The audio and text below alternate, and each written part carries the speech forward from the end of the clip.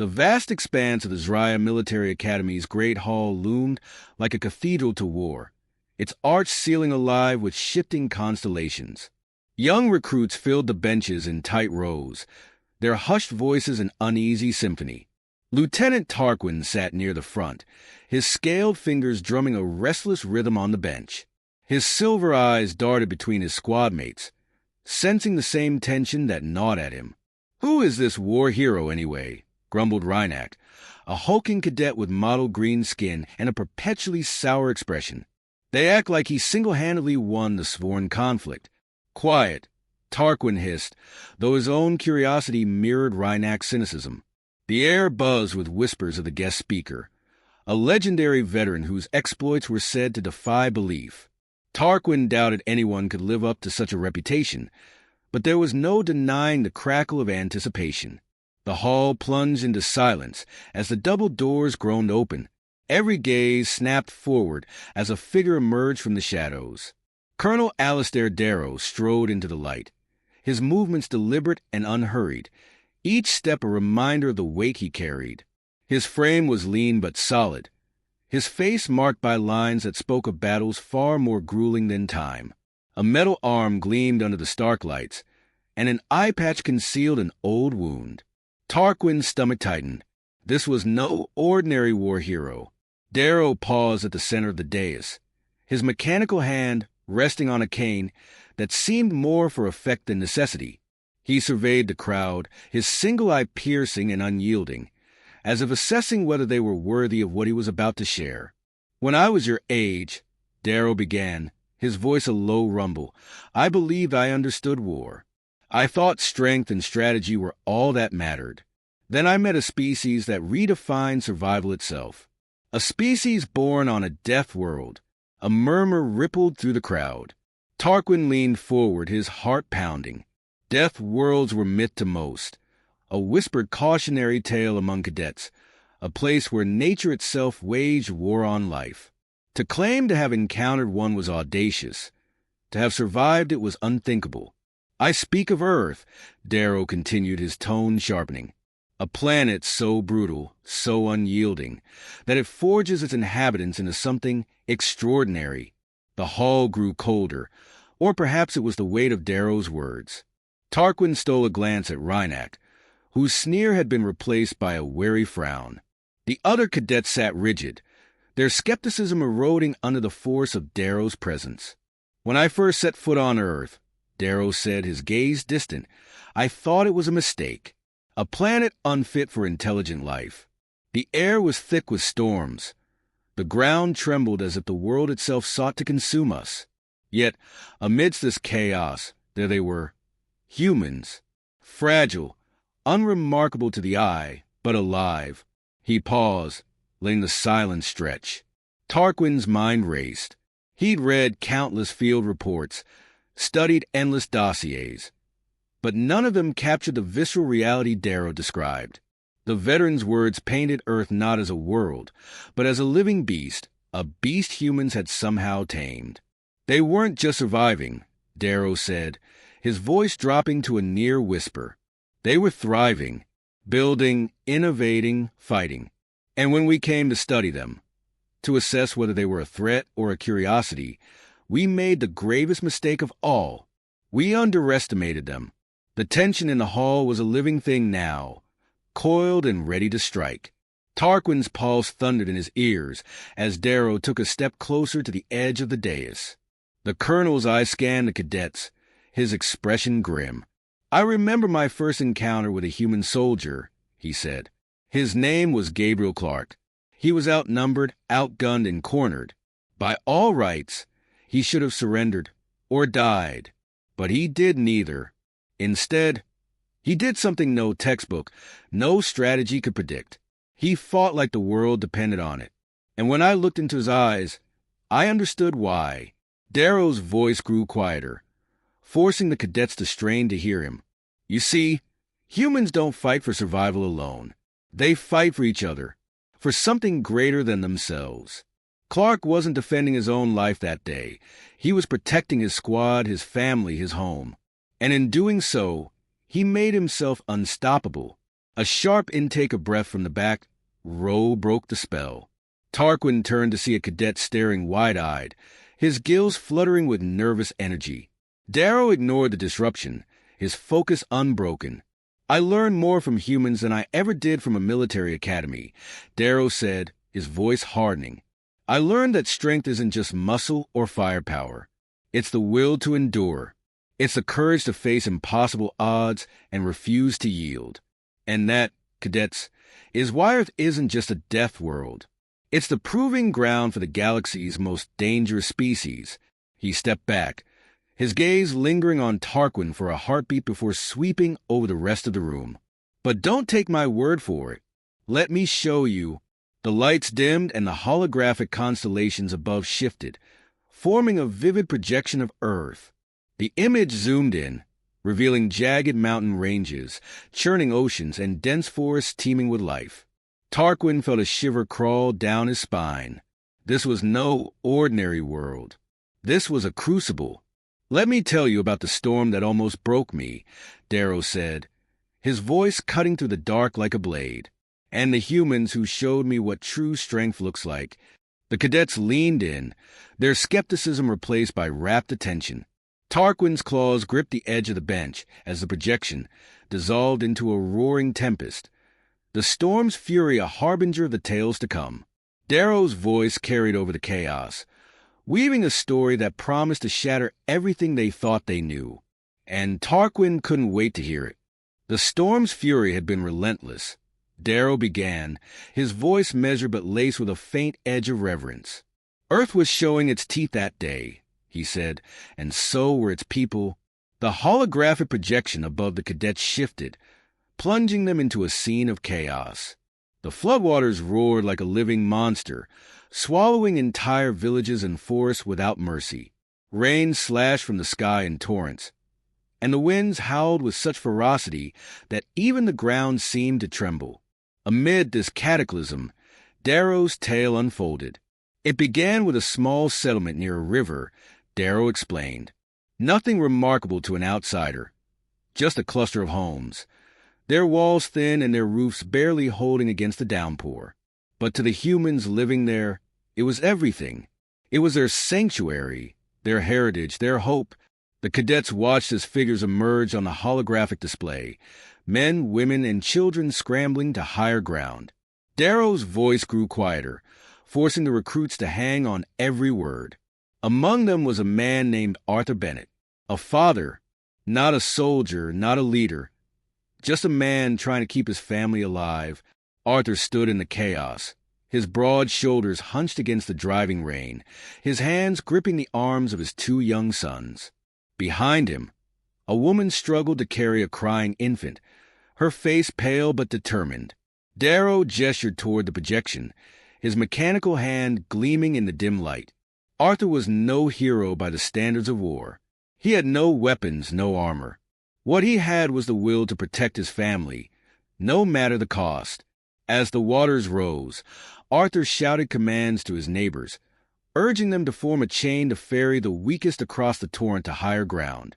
The cadets could see the desperation in his movements, the way he pushed his body past its limits to pull others to safety. Tarquin felt a knot tighten in his chest. The cadets had trained for rescue operations, but watching Arthur, an untrained civilian, risk his life for others was a different kind of lesson. Arthur's actions that day saved over 20 lives, Darrow said, his tone unyielding. But what struck me wasn't just his bravery. It was the way the humans around him responded. They followed him, not because he ordered them to, but because they trusted him, because they knew he would give everything for them. The hologram shifted, fading into a new scene, a battlefield shrouded in smoke and fire. Tarquin straightened, sensing the change in tone. This was no natural disaster. This was war. Arthur's story is one of survival, Darrow continued. But humans are not merely survivors. They are fighters. Let me tell you about Gabriel Clark and Ethan Hughes. The two men appeared in the projection, standing side by side in a trench carved into the mud. Clark was tall and lean, his face marked by a deep scar that ran from his temple to his jaw. His eyes burned with determination. Beside him, Hughes was stockier, his hands covered in grime, but his grin defiant even as artillery shells exploded in the distance. They were soldiers during what humans called the Train-on Siege, Darrow said. A battle where their forces were outnumbered 3-1. Every logical strategy dictated retreat. But Clark and Hughes weren't ones to follow logic when lives were on the line. The cadets watched as Clark barked orders, his voice steady despite the chaos around him. Darrow's words painted a vivid picture of their struggle. Clark wasn't the ranking officer, but his men listened to him because he earned their respect. He didn't command from the rear. He fought alongside them, his rifle blazing. In the projection, Clark and Hughes led a daring counterattack, using the terrain to ambush the enemy. Tarquin couldn't help but admire their ingenuity. These were not soldiers equipped with advanced alien technology. Their weapons were primitive by comparison, their tactics unpredictable, but they fought with a ferocity that transcended strategy. Hughes was the heart of their unit, Darrow said, his voice softening. Where Clark inspired with his leadership, Hughes uplifted with his humor. Even in the darkest moments, he could make his comrades laugh, reminding them what they were fighting for. The cadets watched as Hughes pulled a wounded soldier from the line of fire, grinning through the pain of a shrapnel wound in his leg. Tarquin's claws dug into the bench. He'd seen acts of bravery in training simulations, but this felt different. It felt real. The projection shifted again, zooming in on a pivotal moment. Clark and Hughes were trapped, their unit surrounded. Smoke and debris filled the air, and the sound of gunfire was deafening. Yet Clark's voice cut through the chaos, rallying his men for one last stand. They knew the odds, Darrow said, his tone heavy with the weight of the memory. They knew they might not survive. But they also knew that if they held their ground, they could buy time for civilians to escape the area. And so they fought, not for victory, but for each other, for the lives depending on them. The cadets sat in stunned silence as the hologram replayed the final moments of the battle. Clark and Hughes stood shoulder to shoulder, their weapons blazing until the enemy was forced to retreat. Against all odds, they survived. But the cost was written in their weary faces in the empty space where their fallen comrades had stood. Darrow turned to the cadets, his expression unreadable. That's the thing about humans. They're not just survivors. They're not just fighters. They're both, and they do it for reasons that go beyond themselves. Brotherhood, family, hope. Tarquin felt a lump in his throat as the projection faded, leaving the hall in silence. Darrow's gaze swept over the room, his voice softer now but no less powerful.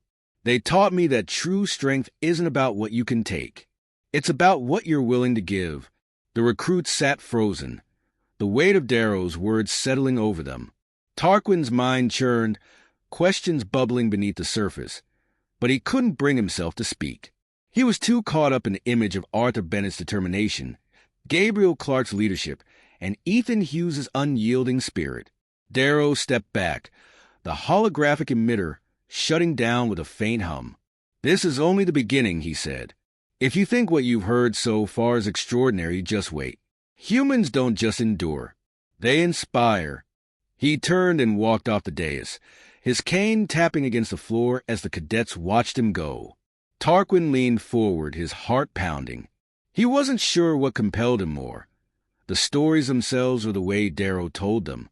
Either way, he knew he couldn't stop listening. Darrow's voice carried through the hall, measured yet weighted with the solemnity of the tales he shared. The room seemed smaller now, the cadets leaning closer, as though drawn into the gravity of his words. Above them, the holographic projection shifted again, casting the image of a human settlement nestled in a dense forest. Smoke curled lazily from chimneys, a false beacon of peace before the storm.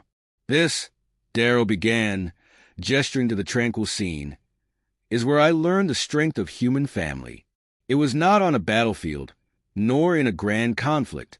It was in a moment of simple, unyielding courage." The cadets watched as the settlement transformed, shadows creeping over the hologram as alien warships pierced the evening sky. The scene grew tense as the ships hovered ominously, their presence a harbinger of destruction. Arthur Bennett. Darrow continued, the name already familiar to them from the previous tale. The man who fought against a flood would now face something far worse. Not water, but fire. Not chaos, but intent. The ships descended, their weapons glowing with charged energy.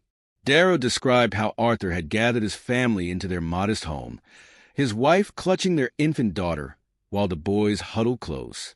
The hologram brought their faces into focus, each etched with fear but also determination. When the first blasted, it wasn't near their home, Darrow said. It was the outermost edge of the settlement. A warning shot, perhaps. Or maybe just cruelty. Either way, Arthur knew what was coming.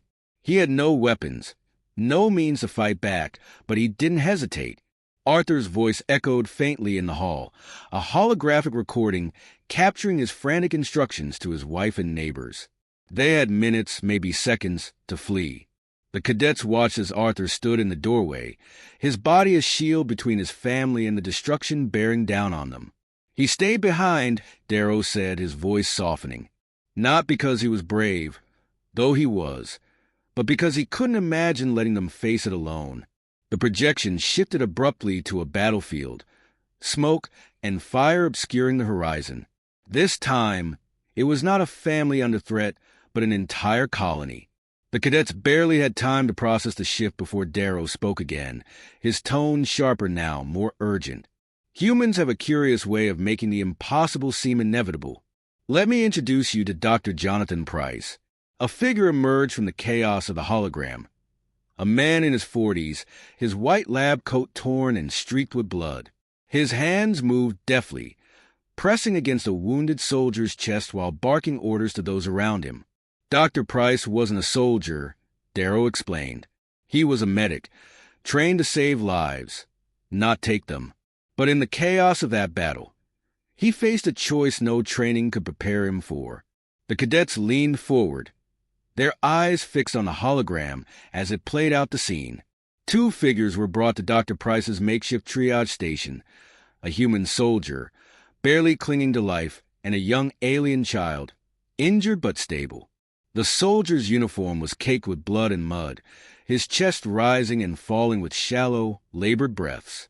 The child's wide, fearful eyes darted around, her small hands clutching her wounded side. The soldier was critical, Darrow said, his voice taut with the memory. His injury severe, his survival unlikely. The child, though stable, needed immediate attention to avoid infection. Price had seconds to decide, and in that moment, he made a choice. The cadets watched as Price knelt beside the alien child, his hands steady despite the tremor in his voice. He spoke to her in broken phrases, his alien tongue halting but clear enough to calm her. Around him, his comrades shouted protests, demanding he tend to the soldier. Price chose the child, Darrow said, his tone resolute. Not because it was easy, but because it was right. He believed that saving one innocent life, regardless of species, was worth the risk. The hologram shifted again, the scene fading into a night sky filled with stars. Darrow let the silence linger, the weight of Price's decision hanging in the air. The cadets exchanged glances, their expressions a mixture of awe and disbelief. You might think he was a fool, Darrow said at last. But I watched that child grow up. Her name was Sarah. She became a diplomat, a bridge between her people and humanity. Her work saved countless lives, all because one man chose compassion over calculation. The projection flickered once more, this time revealing a lone figure standing atop a ruined barricade. His uniform was tattered, his face streaked with dirt and blood, but his posture was unyielding.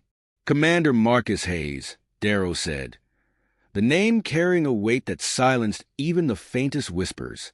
A man who defined what it means to be brave. The cadets saw Hayes address a small group of survivors, his voice steady despite the tremor in his hands. Around him, the remains of his colony smoldered, the air thick with smoke and despair. Hayes had lost everything, Darrow said. His colony was in ruins. His people were scattered, and yet he stood there, rallying them, reminding them that they were not defeated. The hologram played out Hayes' speech, his words a balm to the shattered spirits around him. He spoke of rebuilding, of standing together, of refusing to let fear dictate their future. Bravery, Darrow said, his voice rising, is not the absence of fear. It is standing tall in its presence. It is refusing to bow, even when the weight of the universe demands it. The cadets sat motionless as the projection faded. The hall once again bathed in its dim, ambient light. Darrow's gaze swept over them, his mechanical hand tightening on his cane. Humans are not perfect, he said. They make mistakes. They falter. But when it matters most, they rise. They fight for each other, for their families, for their ideals. And that, cadets, is what makes them extraordinary. Tarquin felt his chest tighten, his mind racing with the images and stories. Arthur's sacrifice, Price's compassion, Hayes' defiance. They were more than tales. They were lessons, etched into his memory with every word Darrow spoke. As Darrow stepped back, his silhouette framed by the faint glow of the projector, he spoke one final sentence. And if you think this is the height of their courage, you haven't seen anything yet. The cadets remained silent, their anticipation palpable. Tarquin knew, deep in his bones, that the next chapter of Darrow's story would change everything. Darrow's gaze lingered on the cadets, his single eye sharp and unyielding. He could see the tension in their postures, the question simmering behind their eyes. They were on the edge, teetering between disbelief and awe, and he knew the final lesson would tip the balance. The holographic projection hummed to life again, casting the room in hues of orange and red. A sprawling cityscape appeared, its towers reaching for the heavens, bathed in the flickering glow of fires. The air was thick with ash and the distant roar of battle. "This is New Dresden," Darrow began, his voice steady, but with an undercurrent of emotion that betrayed the depth of his connection to what came next. "A human colony on the fringe of explored space. A place I once called home." The cadets shifted in their seats. It was the first time Darrow had placed himself at the heart of a story. His mechanical hand gripped the edge of the podium as he continued. "When the invasion came, we were unprepared. The enemy was ruthless, their technology far surpassing ours. The first strike crippled our defenses, and the second turned our city into rubble. I was stationed on the eastern perimeter, leading a small reconnaissance unit. We were cut off, surrounded, with no hope of reinforcements." The projection zoomed in, focusing on a squad of soldiers huddled in the ruins of a collapsed building. Darrow was among them, his younger self immediately recognizable despite the lack of his current scars and prosthetics. His uniform was torn, his face streaked with soot and sweat, but his eyes burned with determination. "We had one objective: to evacuate the civilians trapped in the central district. There were over 1,000 of them, including families, elders, and children. The enemy was closing in, their ships overhead, their ground forces sweeping through the city like a tidal wave." The cadets watched as the younger Darrow addressed the squad, his voice firm despite the weight of their situation. Each soldier nodded, their faces grim but resolute. Tarquin could see the fear in their eyes, but also something else, a fierce loyalty to the man leading them. "We moved under cover of night," Darrow continued, his voice tinged with a mix of pride and sorrow. "Every step was a gamble, every shadow a potential death trap. But we didn't stop. We couldn't. Not when there were lives depending on us."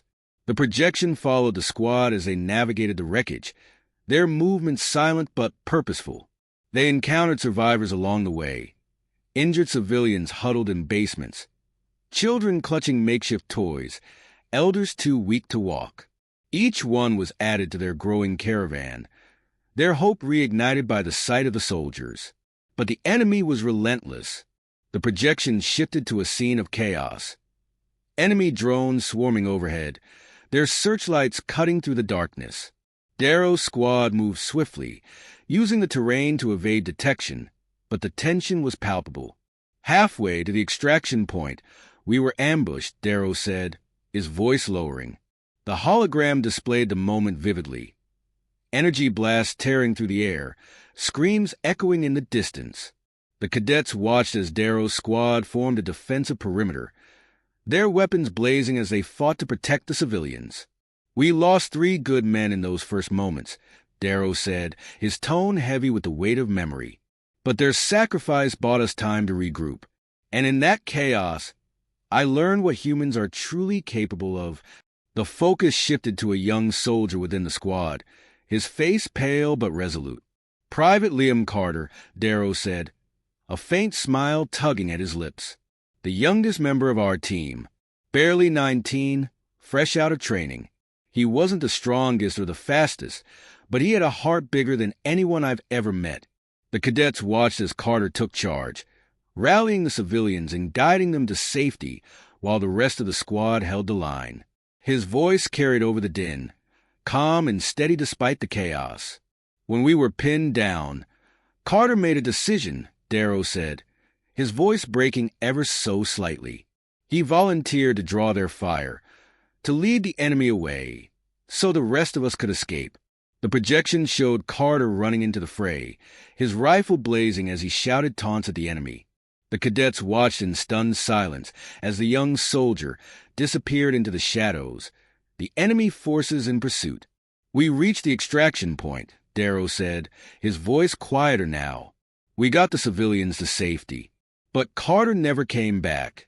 The room was silent, the weight of Darrow's words pressing down on the cadets like a physical force. The projection faded, leaving only the dim light of the hall. Carter taught me that bravery isn't about being fearless, Darrow said, his voice steady once more. It's about doing what needs to be done, even when every instinct tells you to run. He didn't just save lives that night. He showed us all what it means to truly give everything for something greater than yourself. Darrow stepped back from the podium, his mechanical hand resting on his cane. He looked out at the cadets, his expression unreadable. These stories are not just lessons, he said. They are reminders. Reminders that strength isn't measured by muscle or firepower. It's measured by heart, by will, by the courage to stand when others fall.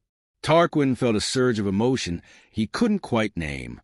The hall was silent, the cadets too overwhelmed to speak. Darrow turned, his silhouette framed by the faint glow of the projection. And now, he said, his voice carrying a quiet power, it's up to you to decide what kind of soldiers you will be, what kind of beings you will become. Because out there, in the vastness of the galaxy, the true test is not what you can take. It's what you can give. With that, he walked away, leaving the cadets to sit in silence, the weight of his stories settling over them like a storm on the horizon. Tarquin's chest tightened, his mind racing with the possibilities. For the first time, he understood what it truly meant to be extraordinary.